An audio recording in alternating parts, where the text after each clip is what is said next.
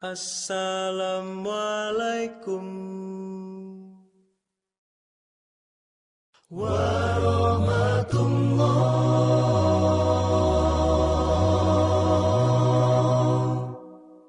wabarakatuh.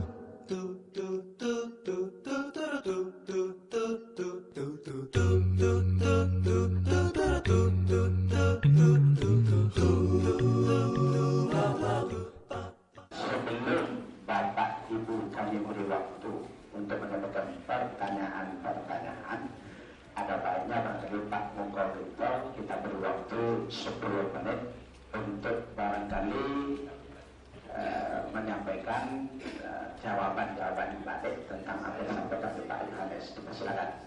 Ya, tadi kita telah mendengar paparan dari Pak Yohanes. Ya, tapi semua paparan beliau tidak ada satupun yang menjawab. Ya, dan saya nggak tahu udah keluar kemana-mana. Ya, seperti tadi dikatakan dalam Injil Kisah Para Rasul pasal 11 ayat 24 sampai 26. Di sana untuk pertama kalinya agama itu disebut, jemaat itu disebut Kristen. Ya,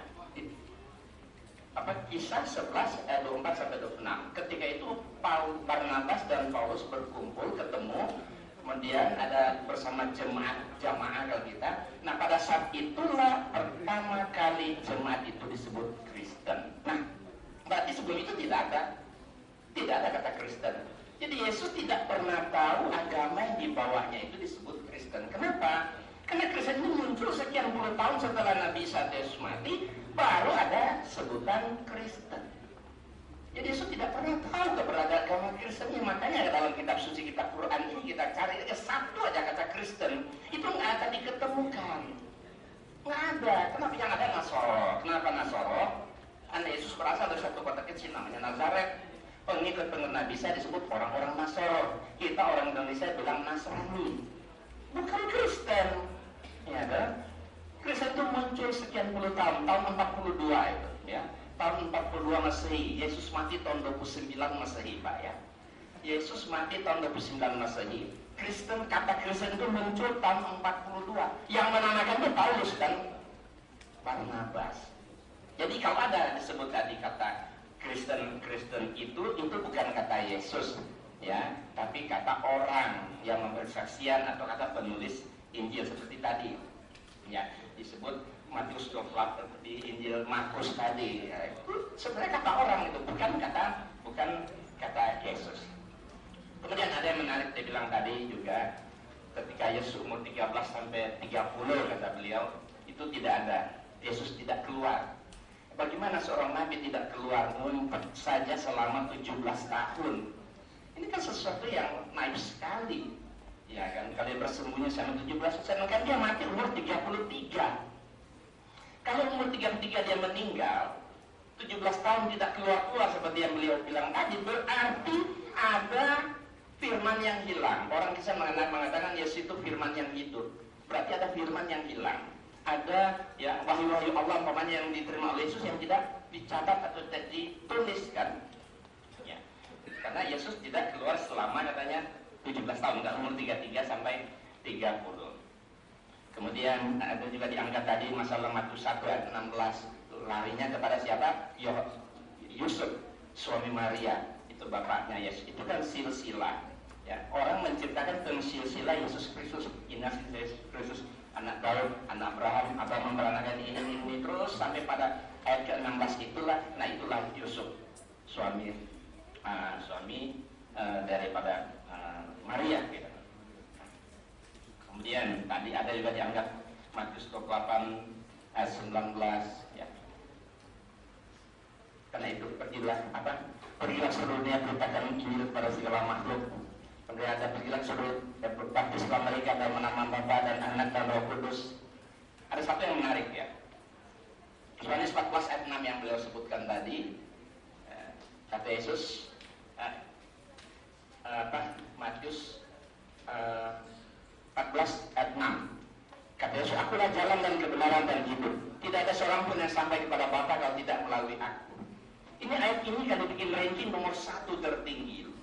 ayat yang sangat-sangat menentukan keselamatan umat Kristen sampai ke akhirat. Ada 3 Injil nomor 1. Tapi hadirin sekalian, Injil itu ada 4, Matius, Markus, Lukas, dan Yohanes. Ya. Kalau memang ayat ini sangat menentukan keselamatan manusia sampai ke akhirat, lebih Injil itu sangat abadikan ucapan Yesus itu kan iya sangat penting. Tapi ternyata 4 Injil 3 tidak menulis ayat itu. Matius, Markus, Lukas tidak ada ayat itu. Muncul ternyata di Injil Yohanes tiba-tiba ada, sementara Injil Yohanes itu Injil yang ditulis paling belakangan. Ya, Injil duluan terbit tidak ada. Logikanya mesti 4 nulis atau 3 nulis 1 enggak, nah itu masih kuat. 2 nulis 2 enggak sama kuat. Ini apa? 3 yang duluan turun ditulis Injil ini tidak ada itu. Tiba-tiba muncul Injil yang terakhir, kok nongol ayat itu ada. Nah ternyata Injil setelah diseminarkan di Amerika dalam buku ini The Five Gospels ini, Injil hasil seminar di Amerika oleh 76 ahli dari seluruh dunia. Semua mereka tidak ada orang Islam dari berbagai universitas terkenal di seluruh dunia. Diseminarkan semua, ternyata apa? Semua Injil itu diseminarkan. Ternyata ayat yang emas yang disebut tadi itu, Injil ini berwarna ya. Kalau merah, ayat itu dicetak merah itu that's Yesus. Nah, itu betul ucapan Yesus. Kalau dicetak huruf pink itu sure, sounds like Jesus. Jangan mirip lah suara Yesus. Kalau dicetak gray, nih, well maybe, masih barangkali. Tapi kalau dicetak hitam tebal, Jesus didn't say this. There's been some mistake.